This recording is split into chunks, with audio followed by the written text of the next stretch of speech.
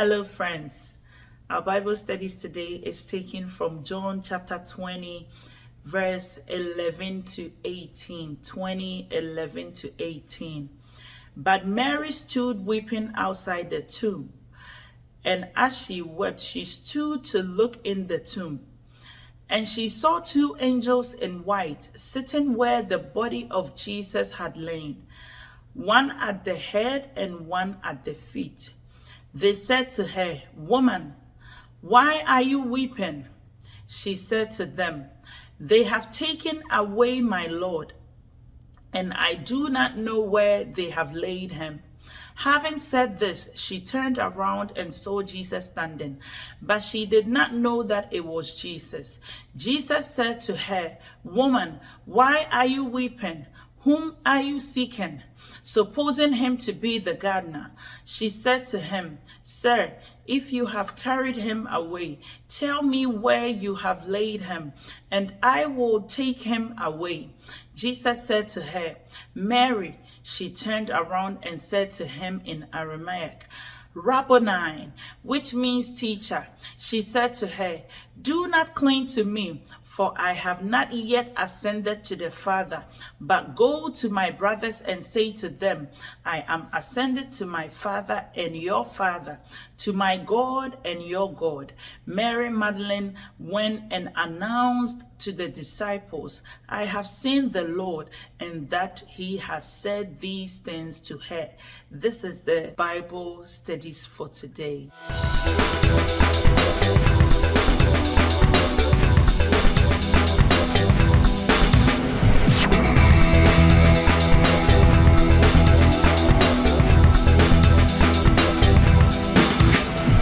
Today's message is in his presence, in his presence. Let me do a little recap on this chapter from verse 1 to 10. You realize that from verse 1 to 10, Mary was the first person who went to the tomb to see if Jesus Christ is there or not. But when she went there, she realized that he was not in the tomb. So she rushed to tell the disciples that Jesus Christ is not in the tomb. So some of the disciples accompanied her to also come and verify if what she is saying is true. When they came, indeed, Jesus Christ was not in the tomb. Instead of them to wait with Mary a little bit and see if what he says, indeed, he will do, these people or the disciples left. So it was only Mary who stood, verse 11, who stood while she was weeping, while she was broken. She stood there to wait on the Lord and acted on her faith, because in chapter 12, Jesus Christ said that I am going to die, but on the third day, I am going to be risen from the dead. So Mary wanted to see if what he says, indeed, he will do. She waited on the Lord, even though she didn't know, but she acted on her faith to wait on the Lord and see if indeed she will see the Lord face to face. She will see the Lord face to face. While she was broken, while she was still weeping, while she was still standing, she saw two angels dressed in white, one at the head and then one at the feet. These people asked her, "Woman, why are you weeping?" And at this time, Mary personalized it and said that they have taken my Lord. Look at the worship there. Your level of story will determine your level of worship to him. Yes. Mary now personalized it and said that they have taken my Lord away from me. While she was still standing, weeping, broken, somebody from behind said to her, "Woman, whom are you seeking? Woman, why are you weeping?" Because Mary came there to seek Jesus. Because Mary came there to look for Jesus, the one who said that he will die and be resurrected on the third day. Let me come and see if what he says is true. Let me come and encounter with him from the chapter 12, I realized the level of love that he gave to me. And because of that, today I have come to also express that same love back to him. Do unto others how you want them to do to you, or what you want them to do to you. You see, the love that Mary experienced in the chapter 12 made her made her waited on God. Even though she was broken, even though she was weeping, the level of love that Jesus Christ shown her in the chapter 12, because Mary came in there as a sinner, because Mary came in there as a prostitute. So she realized that if this man can take me in his presence and embraced me for who I am, then let me also show my gratitude to him by waiting on him for me to do more. That is why she didn't mind breaking that alabaster box, because she didn't care about how much it cost. She didn't care about how long she's been saving to spend this money on this alabaster box, because she knew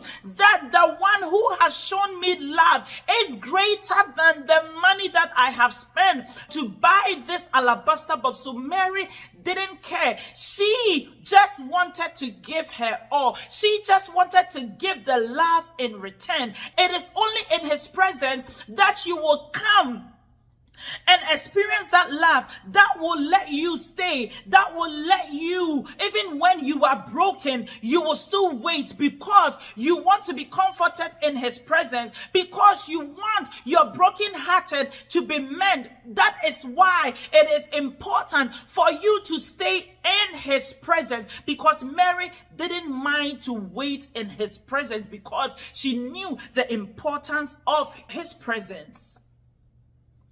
Mary waited while she was still weeping, while she was still broken. Jesus Christ came to her. At first, she thought that it was the gardener who worked at the tomb. But it wasn't the gardener. So when Jesus Christ also personalized it and said and mentioned the name of Mary, she came back to herself. That was when she was so happy to meet the Lord. But for the first time, Jesus Christ told Mary not to touch him. Jesus, I thought you want us to worship you, because that is how you created us. Or that is what the reason why you created us is, to worship you. But at this time, Jesus Christ is resisting Mary from touching him. Why? Me personally, I think that the reason why Jesus Christ didn't want Mary to touch him, didn't want Mary to cling to him, is because he also knew the level at which Mary can worship him in his presence. Because remember, Jesus Christ had already promised the disciples that I have to go, because it is to your advantage that I go to be with my Father, and I send the Holy Spirit for you, who is going to be with you, help you in all your doings. But then Jesus Christ is now resisting Mary from touching him, because Jesus Christ did not want to get comfortable, because he knew that this woman can worship me out of her heart. And for her to keep me here, I don't want to be here. This time, I want to send you the Spirit whom you cannot see. But then I also want to know that, Mary, do you worship me this way just because you see me face to face? Or you will still continue to worship me even when you don't see me face to face? Are you still going to give me this level of worship? Jesus Christ wanted to know. Some of us worship because maybe our favorite person is there, or maybe we just want people to know that we know how to worship. Listen, when Mary encountered Jesus before, HC had come in as a worshiper. I personally believe that Mary could have just worshipped Jesus Christ anyhow, because she would have acted or say to herself that I do this all the time. It is normal. I know how to do it. I know how to go before him. But because she came as a sinner, as a prostitute, and was accepted the way she was, that is why she gave her all. You don't come to his presence and be familiar with him. You cannot do that. You have to come in and let him know that, Lord, without you, I cannot do it. That was the level at which Mary wanted to worship him. That, Lord, hey, it is good that I have seen you, but because of the level of love that you've shown me, because of this unconditional love, I also want to do more for you. I also want to do with everything that I am. If you can come in his presence like the way you are, and not boast in what you can do before him, he will allow you to worship him.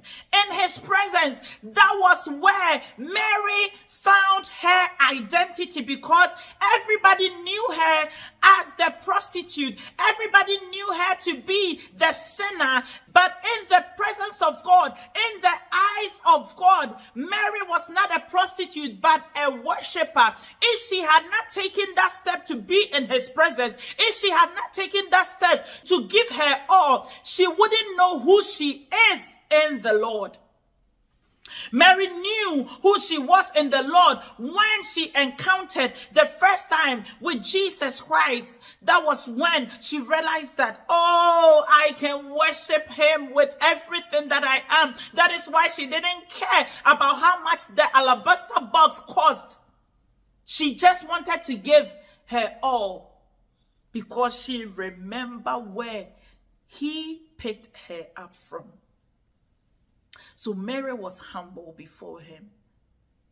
She humbled herself. She knew that without you, I am nothing. I just want to wait. That is why when the disciples came and found out that he was not in the tomb, they didn't see the need for them to wait for him. But Mary knew the importance, or where the level at which where he picked her up from. That is why she stood, because it is only in his presence that you will continue to feel that love. It is only in his presence that the brokenhearted will be mended. It is only in his presence that you can find your identity. So at this moment, Mary wanted to worship in his presence. Now, Mary is not that prostitute in the eyes of God. Now, Mary is not a sinner in the eyes of God. Now, she is a worshiper. And because of her story from beginning, when she does it, she does it wholeheartedly. She worships wholeheartedly with everything that she is. She doesn't mind staying there for long. That is why she waited. She doesn't mind go in there before the king comes. Some of us, when we go to church, we go when the worship is done. At the time of worship, we don't pay attention. We get too familiar with his presence that we just do whatever. Mary didn't want to do whatever. She just wanted to wait and give her all.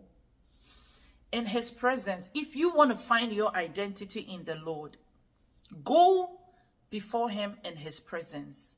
And that is where you can find your identity. Mary was a prostitute. She was a sinner, known by that name. She was tagged as a prostitute. But in the sight of God, she was a worshiper. That God did not also want to let this woman go. If Jesus did not stop this woman from touching him, it would have been a different story. Why? Because when in the chapter 12, when she worshipped Jesus, Jesus was so comfortable. He was comfortable and enjoyed the love that Mary shown to him. So he knew that if I let this woman touch me, if I let this woman do what she knows best to do, she will keep me here. She will keep me here, and the Spirit of God will not come, or the Holy Spirit will not come. And I will be a liar, because I have already promised the disciples about the Holy Spirit. So if I let this woman touch me, the way I enjoy her worship, the way she gives her all, I will be caught. And because of that, I will break my promise. But I do not want to break my promise. It is only in his presence that you can break protocols. It is only in his presence that you can worship for him to change his mind. It is only in his presence that the impossibilities become possible. Learn to be in his presence, but don't wait for him to come and wait for you. But you rather go and wait for him. Even if he doesn't show up, just be in his presence and see that, Lord, it is all about you. I just want to do this for you. And he will know that indeed you just want to give your all to him. This is the message for today. Be in his presence. It is the only place that you will find your identity. It is the only place that you will be comforted. It is the only place that you can feel the love of God. Have a wonderful week, and God bless you.